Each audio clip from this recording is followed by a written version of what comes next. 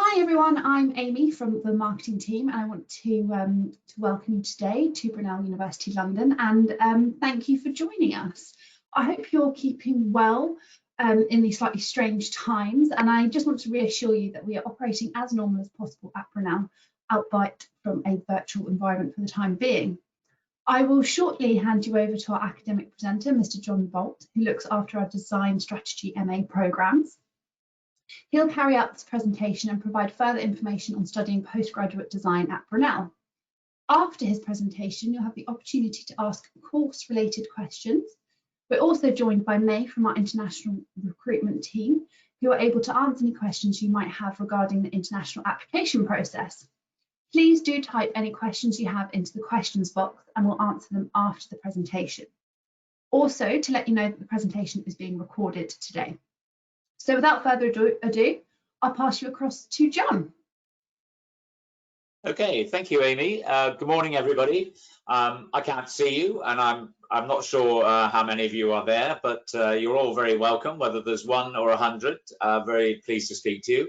My name is John Boult, and I have been associated with the Brunel MA program for quite some time. I, in fact, started or developed the first branding strand to it many years ago, and what was then the world's first branding MA, or design and branding MA, and important challenges that we faced to get courses like this being built in traditional universities, but now the very successful suite of courses that have been running for over 20 years with enormous impact in terms of alumni.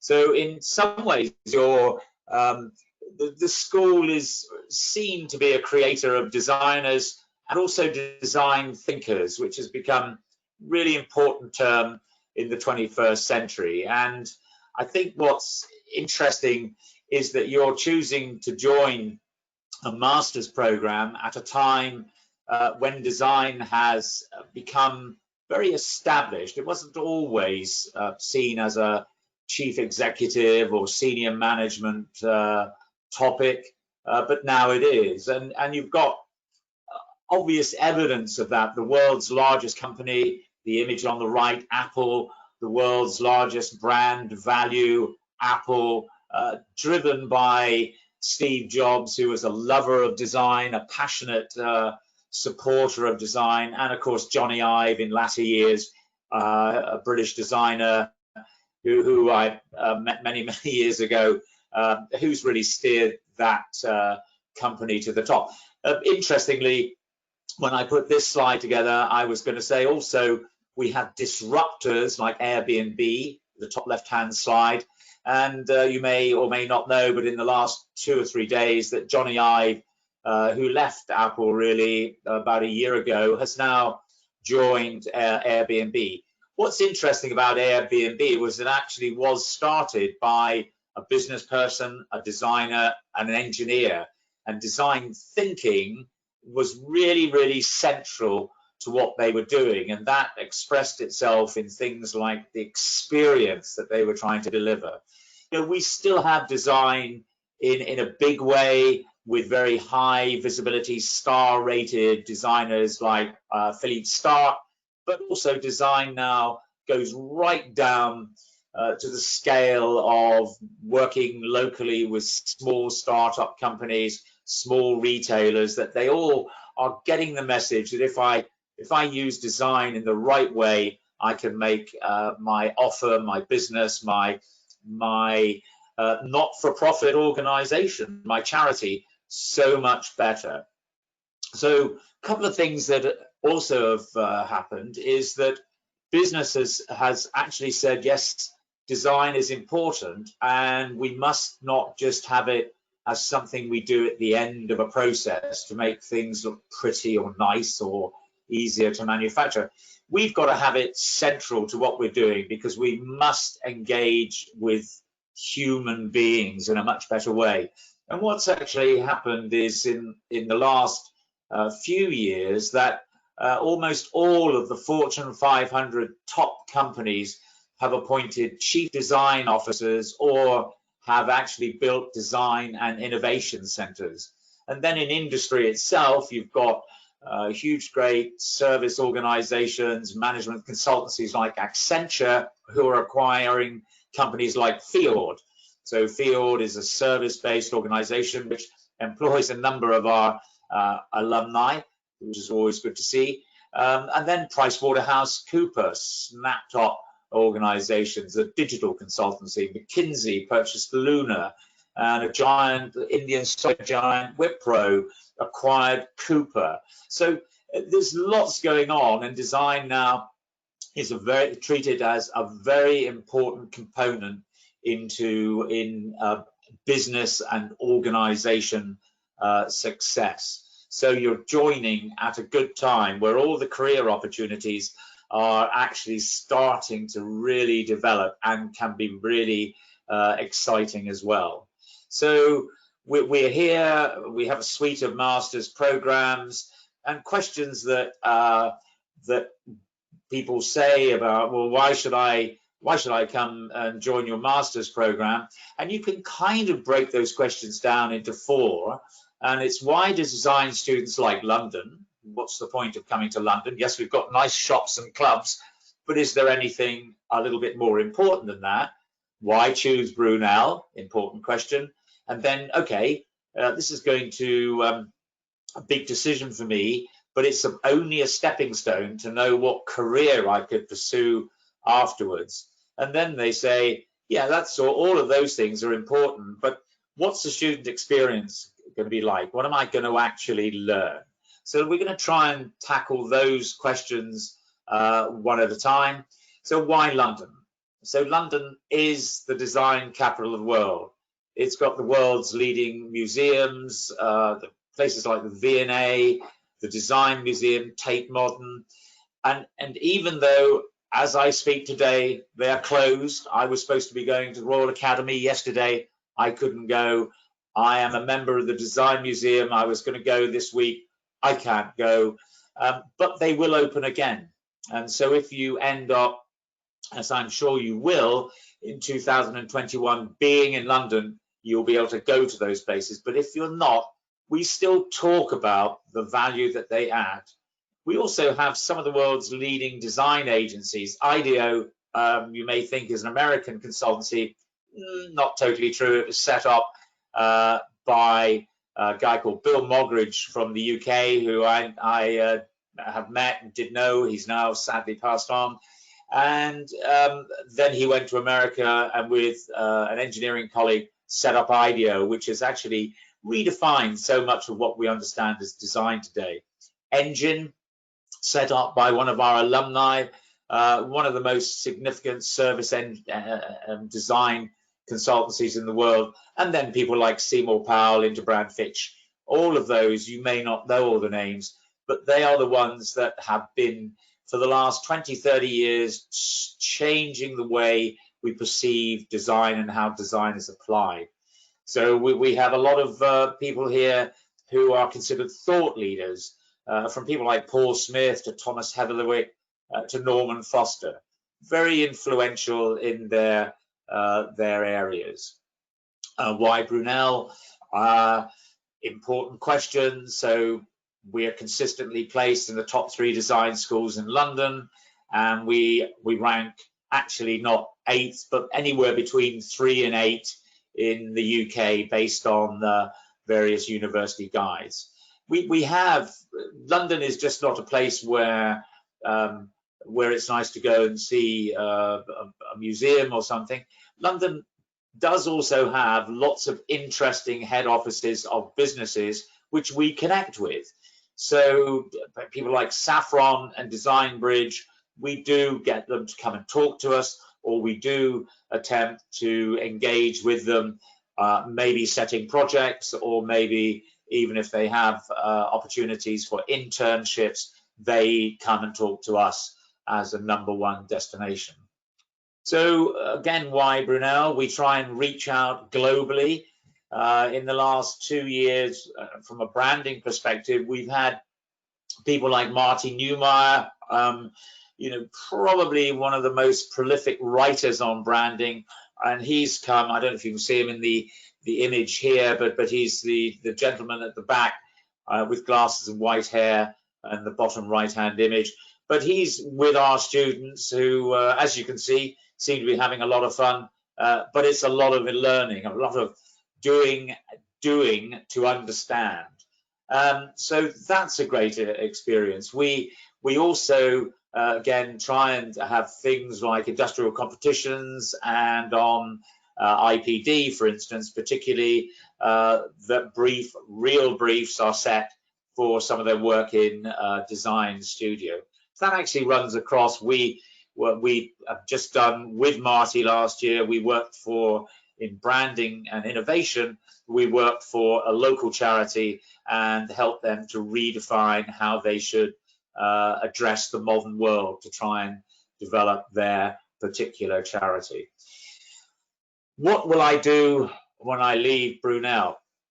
Okay, so if you're studying MA Design Strategy and Innovation, you could become an innovation director, a service design director, a design director, or very importantly in these times, an entrepreneur. Now will be a fantastic time to set up new businesses. So understanding how innovation, strategy, service, all of those things work, really quite critical. If you're an MA Design and Branding Strategy student, you become a brand strategist, a brand manager, a brand design director, a brand owner. Set up your own brand again, or work for or buy or whatever your own brand. MSc, Integrated Product Design, again, design manager in a company, a product champion.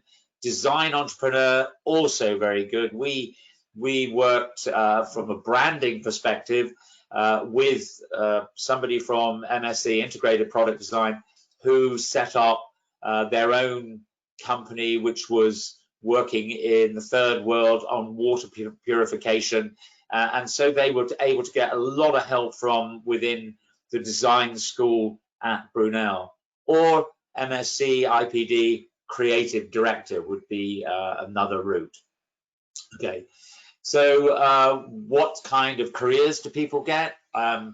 You may or may not know some of those companies there, but for example, ELSE is a well-known digital branding agency founded by one of our alumni. We have the global design manager of Mars Chocolate, alumni, founder of Engine Service Design, alumni. In Brazil at the moment, one of our alumni is design director of Philips Brazil.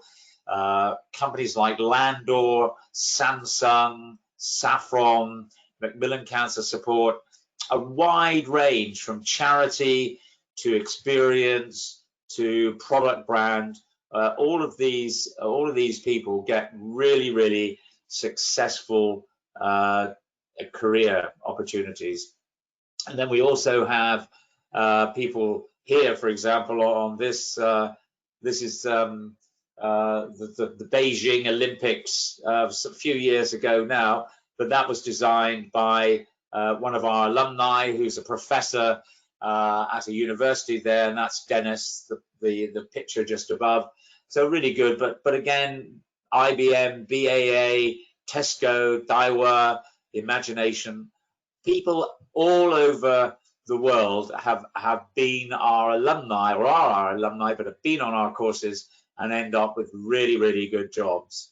So how do we try and do that? Well, one of the things we have done on all three of the courses we're talking to you about today, there is also a digital branding course which now runs within the School of Design, and I taught on that. And all of those courses at Brunel, we try and combine academia with professionals.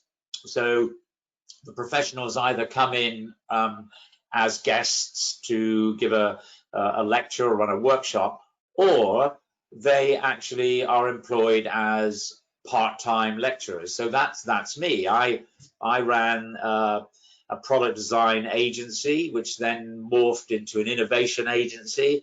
I bought a brand agency in Japan. I worked for the largest brand agency in the UK at one point. So I then moved into advisory, working with companies, basically workshops and seminars, but now I teach as well. So I combine a real life experience with teaching. And my colleague, who was a design manager for a large British organization, he's done the same. So between us, I'm the consultant facing experience, he's the client, internal client experience.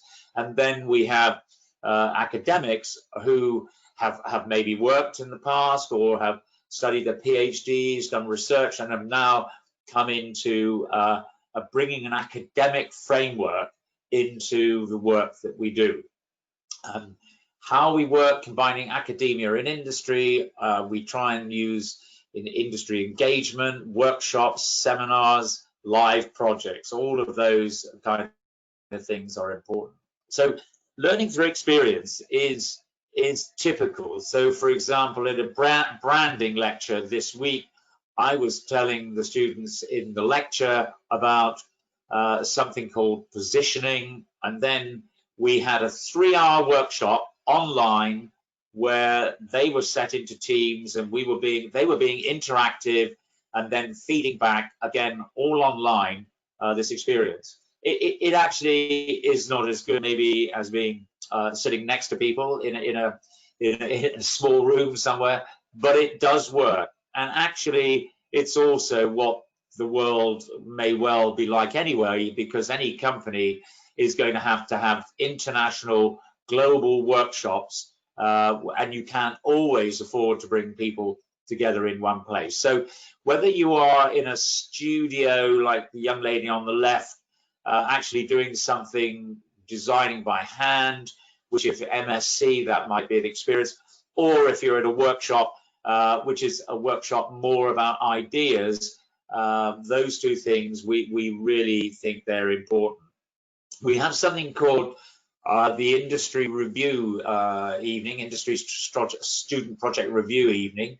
And again, what we do there is students put up their dissertation project ideas. We invite as many industry people as we can, and we put them all together in a structured way, actually, so that people will get feedback from professionals about their topic and how they might improve their topic, or in some cases the topic is so interesting to a particular person, they will say, I'd like to come and help you a bit with that topic, give you access to some of the information I have within my company.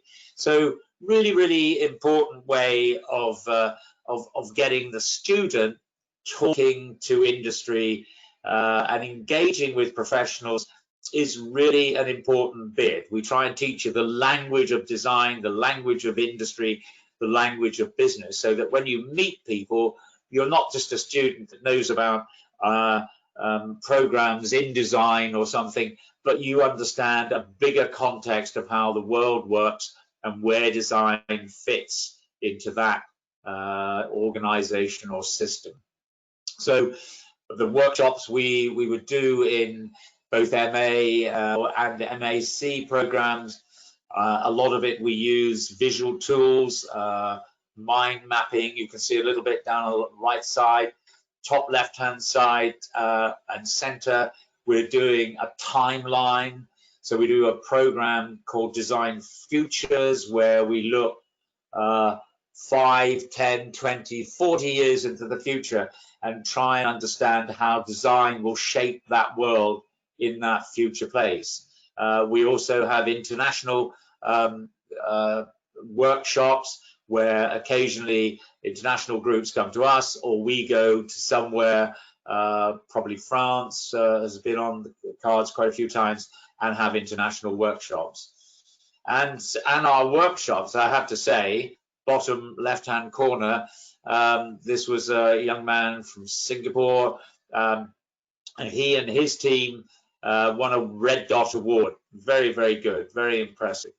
Who do we get to come and try and talk to you? You may not know these names, but If you do see anything about read about design in the UK, you might see that companies like Seymour Powell, Catherine Richards, head of service design at Fiord, Stephanie Verschuur, Reckitt Bensker, Graham Brett, therefore product design, Andra Opperson from Saffron, and Richard Walser from Mars. You know, so really top level people. Some of them are alumni, a lot of them are not, but they come, give their time, and talk to us about their views working in industry. So let's look at the three programs in a bit more detail. So MA Strategy, MA Design Strategy and Innovation. It's how design is a catalyst, not might be, is a catalyst for innovation at all levels. The topic of design-led innovation, written about, a very famous book about 5, 6, 7 years ago, but we've been doing it for 20 years here in Brunel. And also this topic of design thinking, how can we apply design thinking and develop issues like co-creation, user research, empathetic research, all of these terms which you may or may not have heard of. How can we put them all together to try and give you as a strategic designer a real understanding of how you can drive innovation in organizations, whether that's service innovation, product innovation, or process innovation, or systemic innovation. All of those things can be enhanced by a design-led approach. We do modules, surprisingly, like any other university. We have to split our topics, and you study these modules, some at the same time, some of them in different terms. So you strategic design management, innovation, design, research, and branding. You would typically study in term 1, design futures in term 2, and then in term 2 and term 3, you'll kind of start looking then at your own topic, your dissertation.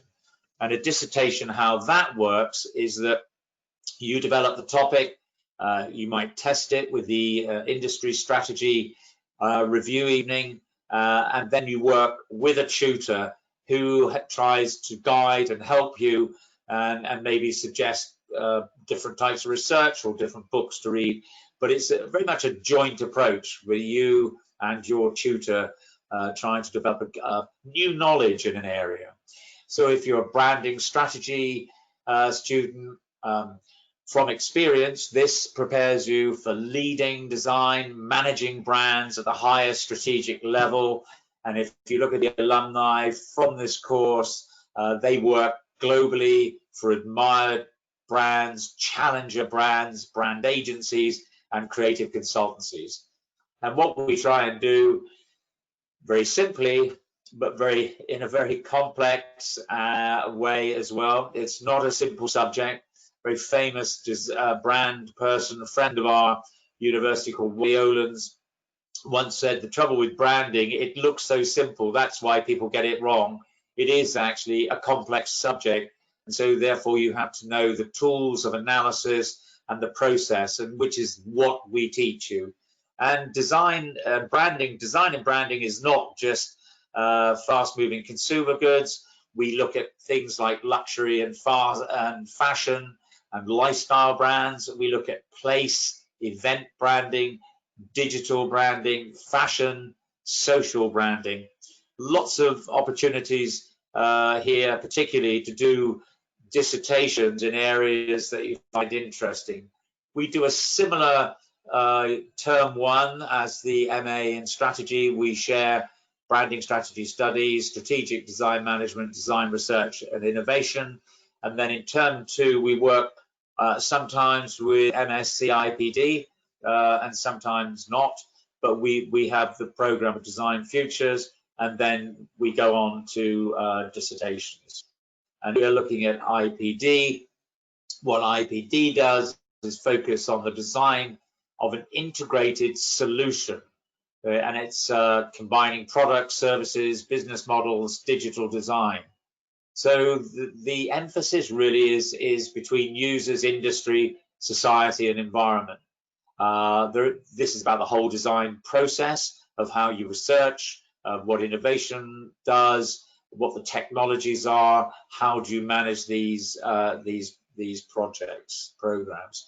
Again, a different set of modules here. Professional Design Studio is a 30 credit module, it's quite a big one, very hands-on, guided by both academics and practitioners.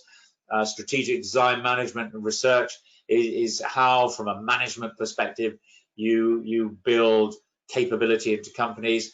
Human factors, obvious. Sustainability, an obvious important part. All term one activities. Design futures, again, jointly with master's programs.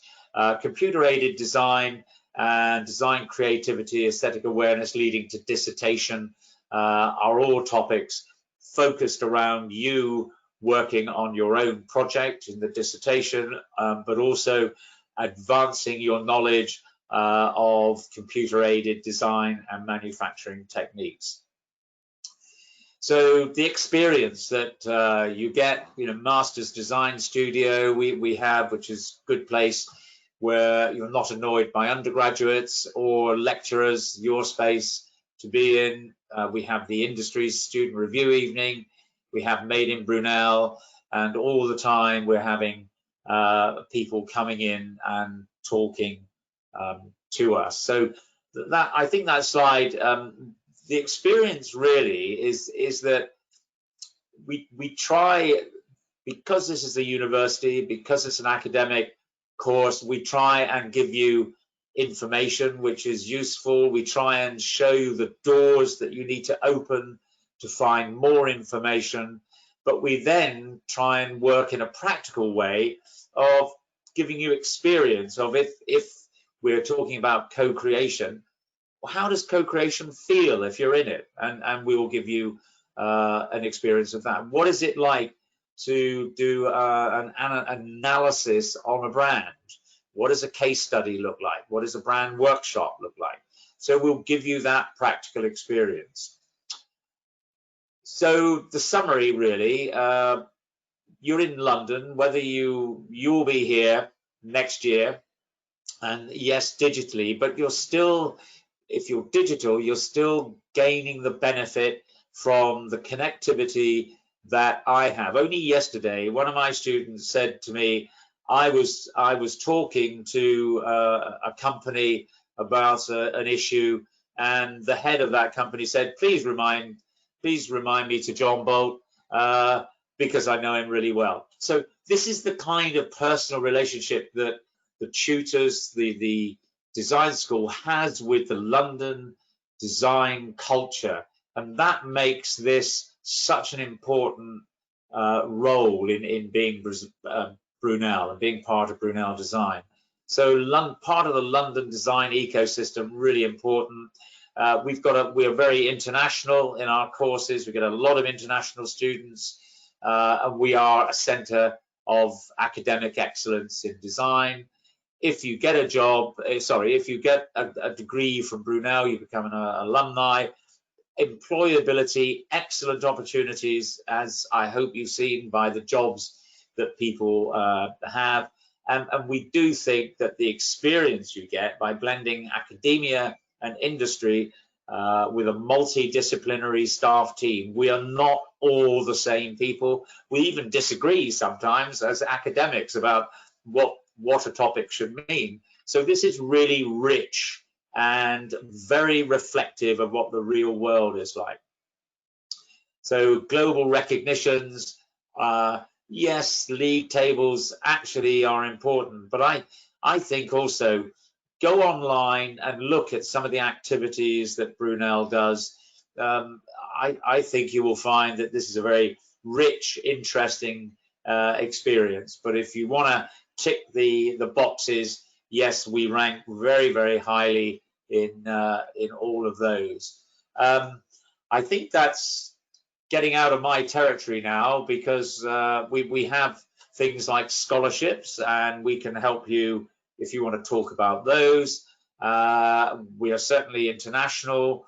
We have a very strong cross-cultural life here at Brunel, and accommodation, all of those things, probably like many other universities, but it is a campus life, which is very nice. It's a campus life where you can get on a tube and get into London. That's kind of the difference. It's not a campus life in Newcastle, it's a campus life in London, but it's outside, you know, so you get all the benefits of collegiate, but you get the benefits of being close to London. So this is connectivity. So I think, Amy, if this would be the time that you would like to jump in here. Brilliant. Thank you very much for that, John. That was a really interesting presentation, and I hope everybody found it very useful. As John said, there was a slide back there with all our social channels. So if you want to follow us and find out a little bit more about us, do follow us on Instagram, Facebook, Twitter, Snapchat. There's lots of really interesting information on there, and we post regular updates. John, we've got quite a few questions that have come through, which is great news. Okay. If I put them to you, and I'll let you respond accordingly. Okay. So sorry, shall I get rid of what slide do I leave? Oh, shall I leave the slide? If you pop the last slide up, that's the one. If you pop that up there, because that's then got. If you think of any questions after the session, you can email us on that email address, and you can find a little bit further information about the changes that we've made for 2020 and 2021 on our website there at that URL. So the first question that's come in for you, John, what kind of prerequisite skills or thought processes are required by students in order to study the design strategy and innovation course?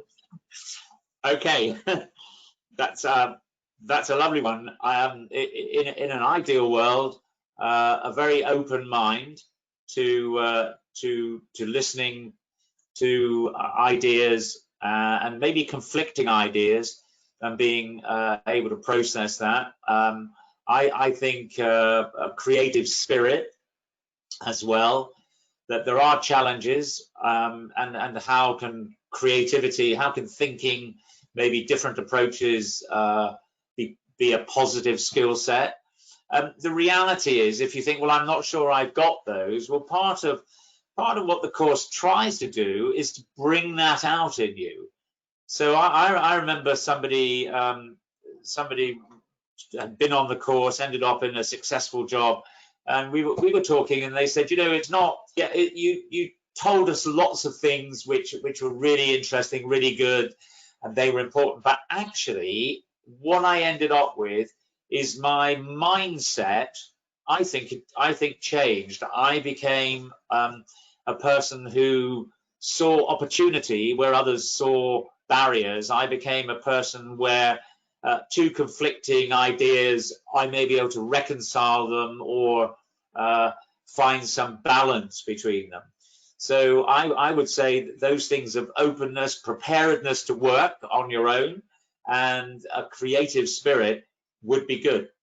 If you are a designer, that's fine. If you're not a designer, or you don't think you're a designer, but you have a real interest in this concept of what is design thinking, maybe applied to product or service or brand, then I think it's still worth applying. We take people in who don't necessarily have a design degree, but I think they have to have some interest, passion, or love about what design might be. So I don't know, does that answer your question? I think that was really helpful. Thank you, John. You gave some good insight. We had a few more come through. So from Christina, thank you for your question, Christina. She would like to know what the workload is like for the IPD MSc, She says, I'm working from home in London full-time as a designer at the moment, and I was wondering if it would be possible to combine both or not. Also, she's wondering if we'll keep the flexibility of the online learning when you're not able to get to Uxbridge. Okay. Complex question. Point one is if you are studying branding, that there is a part-time route for branding, so you can spread the MA over a 3-year period. So that's a possibility. If you're studying branding, innovation, or IPD and didn't want to do the part-time, I think it would depend on how much workload you've got for your job. No point in being, working that you cannot engage with the program itself. So so the issue is, it is possible to do it, but that's a decision you've got to make yourself. I think it's different. I think branding, I know certainly branding and innovation, there are people that have had jobs, maintained the jobs, and have still come into the university 2 days a week to work. So, it is possible. But I know on the MA program, in term 1, you can certainly, you get 3 morning lectures that you have to do. So that's really important. To miss those, I think you're reducing the engagement with the course. In term 2, you would get design futures and start working on your dissertation. And I think when you get to the dissertation, I think that becomes a labor of love. And I think you could still, put a couple of days work into the dissertation and still get a good dissertation and work for the other 3 days. But I think it's that first 3 mornings if you wanted to do a full-time course. I mean, could you ask the question, Amy, what topic is she interested in studying? Which of the courses? Sorry, John. So she says that it's the IPD course she's interested in. Yeah, okay. The IPD course, I know this was a question. I was on something called Uni Buddies, and somebody asked a similar question to this, and I said, well, I think it's probably not viable, and I think our Fabrizio, who's the course director, did write an email back to the person and say, I think it's probably quite a big ask to do the course full time and to hold down a job. But of course, it depends what your job is. If you're a freelance designer and you're only doing a couple of days work a week, I think you could do it. But if you're a freelance designer and you're being asked to go to meetings and do work, and it's taking up 3 to 4 days of work a week or more, I think it would put a lot of strain on you. I think that's really helpful, John. I think that's a very difficult question to answer, not knowing the full details of what your job entails. Yeah, I mean, yes, I think it's difficult for me because a tutor sort of sees the workload in a different way, and we assume that the student has the morning of lectures and workshops, and then goes away in the afternoon and goes online, does their own research, reads books, but maybe they perhaps go and play rugby or go to the bar or go swimming. I don't know. So it's a hard one, but I would have thought if you're doing branding, you can do part-time. If you're doing branding or innovation, I think you could do it with a job. If you're doing IPD, the impression I get from Fabrizio is it's difficult. Brilliant. Thank you, John. So our next question is from Simon. Simon would like to know what makes the integrated product design course an MSc rather than an MA. is it suitable for someone from more of an arts background? Okay, so basically the difference between an MSc and a BSc is a degree of technical competence or you know, some understanding or feel for technology. My guess is that if you did maths or a physics or a science A level or something, and maybe did a BSc as an industrial designer, then the MSc is a natural course for you to go on. There is hands-on stuff. You do use computer-aided design. You do go to workshops. You do you know, 3D printing sort of activities. So those things are part of it. Interestingly, some students do kind of go down the service design route within IPD. Looking at some of the dissertations, that does seem to be possible, but it's not, for instance, in the MA groups, nobody ever goes into, nobody ever uses a CAD program to create something. There is no creation of an artifact.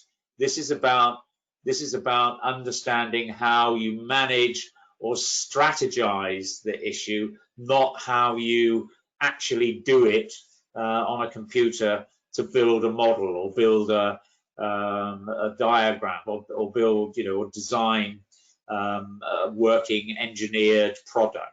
Does that?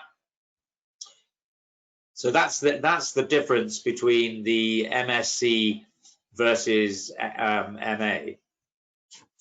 Brilliant, thank you very much, John.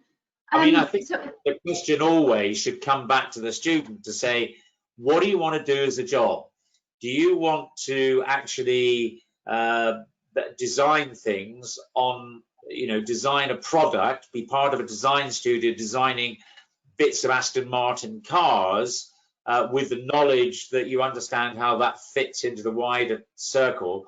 Or do you actually want to be more of the manager, the director, the facilitator of those activities? Brilliant, thanks, John. Our next question is from Tanya, and firstly says, hello, John, thank you for the interesting lecture. We're glad you found it useful, Tanya. She says, you talked about using visual computer programs.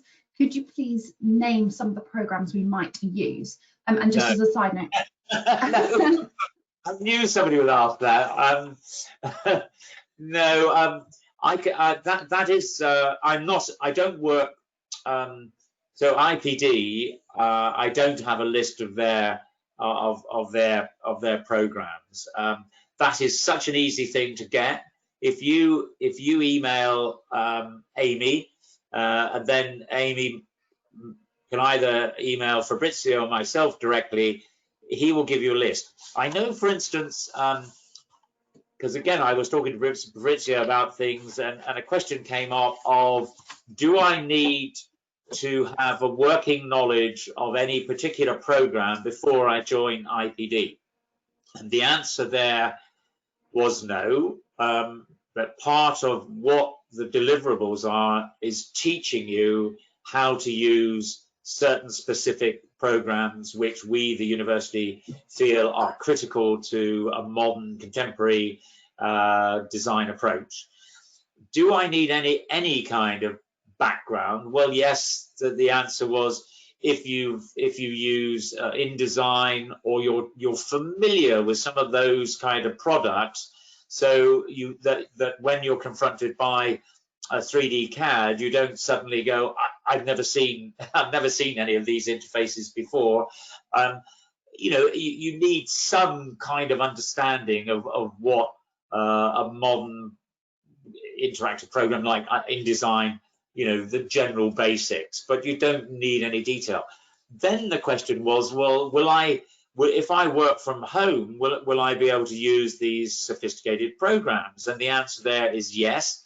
All the programs that are taught on IPD, you will be able to download and use them at home. So whether whether you decide to do an online version of the program, or you do what is called a blended, so some of it you do online, but you might also come in term 2 or something term 3 to do workshops and other things, that all access to the computer programs that you'll be using are provided by the university. Sorry, John, just on a side note, Tanya has just said that she's interested in the MA in Design, Strategy and Innovation. I don't know if that changes your answer. Oh yes, sorry, I thought she was talking IPD. No, on MA there is no there is no use of any design programs. Obviously, if you can use InDesign, so that students say a lot of students say they like that better to produce reports than using Word. So and they would prefer to use InDesign to create images and then put onto a PowerPoint presentation. But equally, that you could come to do design, strategy and innovation only knowing Word and only knowing PowerPoint, and you'd be fine. What all of these programs are looking for are the ideas behind the presentation, the deliverables. So what we're trying to do is shape people's thinking processes, how to be creative, how to be open, how to challenge things. So the programs in the MA programs anyway, not relevant. IPD, slightly different. It's about delivering those things that I've just said, but also a technical hands-on to something, to a CAD program. Great, thank you, John. I've had a few questions through from Charlie, who was had the foresight to send them in advance, so thank you, Charlie, well done. Charlie would like to know a little bit about how lectures are being delivered at the moment, so how many contact hours you would get for each course, and actually how the courses are being presented to students at the moment, obviously given the current COVID-19 restrictions. Yeah, let's start with IPD. IPD is doing online and some blended. So blended means that if it's a workshop activity like Design Studio, some students have chosen to come to the university and are being in very socially distanced environments, are having workshop experience. Others are doing the same module but are doing it at distance learning or delivered. So if you look at the timetable for IPD, pretty full on in a week, running across something like 4 days. Morning and afternoon is a bit harder to quantify, because by splitting workshops up, some are in the afternoon and some are in the morning. But probably it comes back to sort of 3 half days and maybe 1 full day.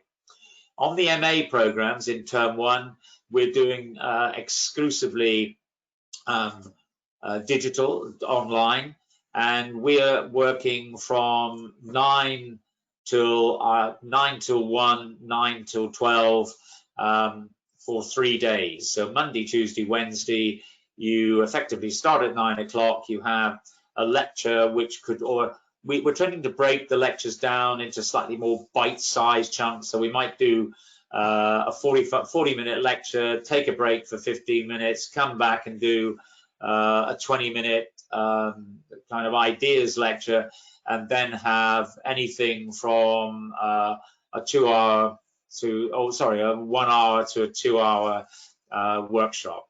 And at the moment, again, I'm breaking my workshops down, so everybody is in the workshop group, but we're split into small groups of about 5 students in a workshop breakout. And we're using a program called Zoom, which I'm sure you all know, and that has the capability of putting you into workshop groups. And so students there say the experience is really good. They're able to feed back ideas written, projected up as we're doing here. So quite good experience. Others, you know, the lectures are on something called Blackboard Collaborate Ultra, which is the choice for that is because we're recording, and it's also it is a place where all the lecturer products, the lectures can be stored. So for example, again, tutors do somewhat slightly different approach, but what I do is I put a PDF. So I give the lecture, and the lecture's recorded, and that you can go and listen to the whole lecture again if you want to. If you don't want to do that, what you can do is go to another part of Blackboard, and there will be the lecture in a PDF form. So it's very easy to skip through on your phone, actually. You can't get the recordings on your phone, but you can get the PDFs on your phone, and you could just go back and say, what did he say about Nike shoes? And you could just go back and find the slide. I happen to also put in a number of thought leadership papers. So, for example, I suggested that they should listen to a web webinar actually by somebody called Seth Godin, who's really quite interesting, and so there was a link as well. So interestingly, I think lecturers are trying to make the online process as rich as possible with guides and helpful links to other places. When we go to term 2, at the moment we are going to be doing online for this is the MA. Are going to be doing online, but we think if the situation changes in the UK, we will go to blended. That means you will be able to do it either online or socially distance on campus. What then is interesting is the dissertation. So I've just finished, I had 11 tutees this year, ranging from Peru to Wuhan, through Bangkok, and every day or over 2 days, I would travel the world talking to students. I actually found online one-to-one tutoring to be a better experience than doing it face-to-face. Very odd, but I think that both student and academic got much more out of it because you could actually write things down as you talk. So we're learning as well. I would rather talk in front of people live, but it's okay doing lectures, and workshops seem to work. I think when you get to individual tutoring of dissertations, I think those work actually really well online. Thanks, John. And from my perspective, it's been wonderful to see how well Brunel have adapted in these changing times to deliver this content online and kind of move with the times. And Charlie, you've just asked whether the majority of courses will be presented online even after kind of COVID restrictions have been eased. And John, I think you kind of just answered that at the end there, how we will kind of adapt as much as we can, but it's a little bit unclear at the moment where we're going to be. Yes, I mean the problem we have, as you know, Amy, is that a week ago I was looking forward to going to meet my daughter and her husband somewhere, and I was looking forward to spending 2 days on the coast walking. I can't do that now. So these things change, and at the moment we are anticipating coming back to Brunel in 2021, but it might have to be, we might have to adapt. we hope not. We'd rather see students face to face in a lot of the situations, but I still think you're not, that the impression I get, and we're into week 6 of delivering online, that the feedback I'm getting to students is actually this is really good, much better than we expected. We're enjoying it, we're learning it, we're engaging, and yeah, it's cool. Great, thank you very much, John. So the other question that Charlie has is he'd like to know, or they'd like to know a little bit more about the facilities. So they've mentioned, obviously we've mentioned, sorry, the master's working areas, and yep, they just want to know a little bit more about what they provide or what these entail. Okay. Yep. Yes.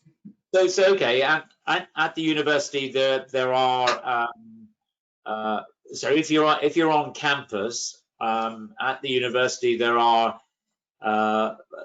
computer centers where you can go, and if you don't want to bring your laptop or you don't want to work in your room, you can go and work in a sort of workshop center, and my guess is that even if restrictions are partially lifted, these would be socially distanced, so the experience would be the same. Then if you come into the design area, and we never show that, maybe we should take some photographs, but the design school is in one building, and there are open areas where there are kind of like comfortable seats and tables, where often you get students who might be in a workshop group. They will meet outside of the formal workshop hours to discuss what the challenge they've been set, and work together. So that's quite good. Then you've got the master studio, which is slightly quieter, and it's got work stations. There are resources in there, magazines, books and stuff, and so you can go in there and work, and you can have little mini meetings as well, chat to people, but it's a little bit more work orientated. Whereas on the various mezzanines, you can actually sit and make a little bit more noise. There are a number of computer labs, but usually you go to those labs with some degree of supervision. If you're an IPD, there are workshops where again you can do things out of the actual formal teaching time, but if you go there, it has to be, again, you can't just go by yourself and do something. There always has to be supervision, because we're talking about dangerous and expensive machines and health and safety and all of those things. So that's the thing that we lecture in lecture theatres. So that's the same as anywhere in the world, where you all sit in rows, and there's somebody at the front who gives you a lecture in a semi-darkened room. But we do all of our workshops in flat rooms, and we encourage students to sit at tables, talk to each other. We set a problem, and then here, for example, is what would you do? Here is a case study of a brand which has got a challenge. How would you solve that brand with what tools? And so they talk about those issues. There is a little bit of a chat beforehand, and then the tutor will walk around and sit at the table and and answer questions and talk to the students and try and help them, or not telling them the answer, because there's no answer. There's an opinion, but there's no answer. But try and have this bit of interactive or guided learning, which we think is really important. Brilliant, thank you, John. And then we have just got one last question, and then that's it. I think our time is kind of starting to run out. But the last one is, what are the rapid prototyping labs like, and is there a fee for using them? Is there a fee for using them? So you have to pay to use them. So, So what are the rapid prototyping labs yeah, like, and do you yeah. have to pay to use them? No, if it's in the course of your project, then these facilities you don't have to pay for. If you're buying, we have a lovely kind of store where students are able to get some things without charge, and other things. I think if you're, want to get a pen or something, you probably have to pay for it.